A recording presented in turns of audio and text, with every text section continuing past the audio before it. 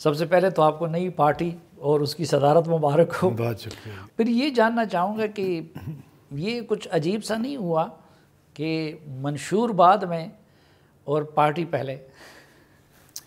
جی صافی بھائی، ایسے ہے کہ آپ کو پتہ ہے جب میں نے سیاست شروع کی تھی تو میں سمجھتا تھا کہ جب اللہ تعالیٰ نے آپ کو بہت کچھ نوازا ہو اور اس ملک میں آپ کو اللہ تعالیٰ نے عزت دی ہو، نام دیا ہو، شہرت دی ہو، دولت دی ہو، تو آپ کے اوپر ذمہ داری زیادہ ہے.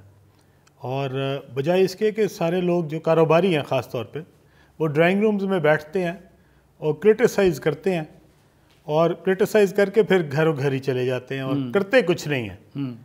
اور جس کو اللہ تعالیٰ نے یہ ساری چیزوں سے نوازا ہو، اس کی میرے خیال میں ایڈیشنل رسپانسبلٹی ہے. اس کو یہ اپنی ذمہ داری کا احساس کرنا چاہیے.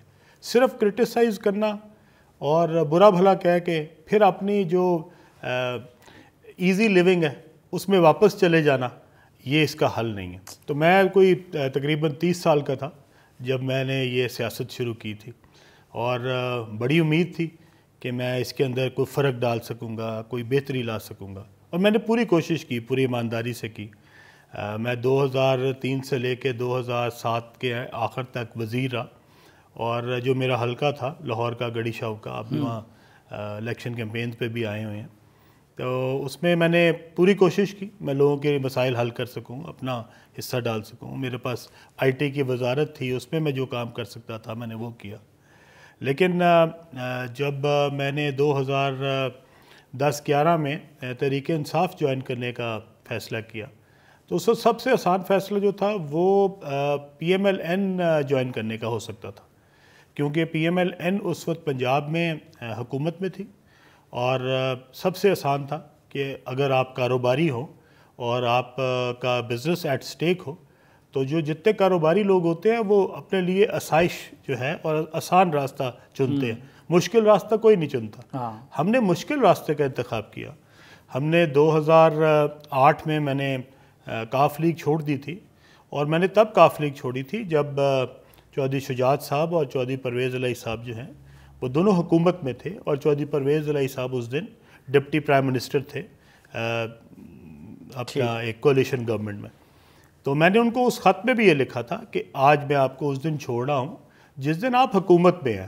چلو میں تو پہلے پارٹی کی باتیں کرنا چاہ رہا تھا، لیکن آپ نے اپنا دکڑا پہلے سے شروع کر دیا ہے، تو میں کہتا ہوں کہ پہلے اس کا ذکر کرتے ہیں.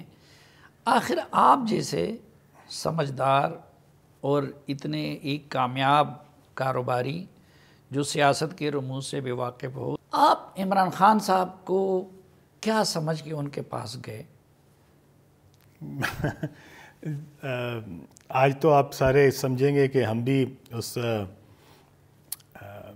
فریب کا شکار ہو گئے تھے، اور یہ بات ٹھیک ہے. ہم نے بھی واقعی عمران خان کو سمجھا تھا کہ یہی ایک نجات دہندہ ہے، یہی سیویئر آف پاکستان ہے، یہی وہ شخص ہے جس کے ذریعے پاکستان ترقی کر سکتا ہے، یہ پاکستان کو کئی واقعی کسی جگہ پہ لے جائے گا. اور ہم نے واقعی اعتبار کیا تھا، اور میں آپ کو بالکل برملا کہتا ہوں کہ جی ہاں، ہم سے دھوکہ ہوا ہے اور بہت سارے لوگوں سے ہوا ہے. کچھ لوگوں کو اس کا احساس ہو گیا ہے، کچھ لوگوں کو احساس نہیں ہوا، بس فرق اتنا ہی ہے. ادروائز دھوکہ تو سب سے ہوا. نہیں، یہ خود جینوئنلی آپ لوگ سمجھ گئے تھے، یا کہ اس وقت ان کی سرپرستی کرنے والے اور ان کو انٹروڈیوس کرنے والے جو جرنیل صاحبان تھے ان کے کہنے پہ آپ؟ صافی صاحب، میرے سے کسی نے رابطہ نہیں کیا تھا. میرا نہیں خیال کہ میرا اس وقت کو اتنا وہاں پہ وہ تھا کہ مجھے کوئی خاص طور پہ کہہ کے خاص طور پہ بلاتا. میرا عمران خان صاحب سے بہت پرانا تعلق تھا. میں شوکت خانم کے ڈونرز میں سے تھا، اور شوکت خانم کے لیے اور نمل کے لیے، اور عمران خان صاحب نے ایک اور فاؤنڈیشن بنائی تھی، عمران خان فاؤنڈیشن. اس کا جب وہ فاؤنڈیشن کا پہلا چیک ہے وہ بھی میرا، اور آج کی تاریخ تک جو شوکت خانم کا سب سے بڑا ڈونر ہے وہ میں ہوں.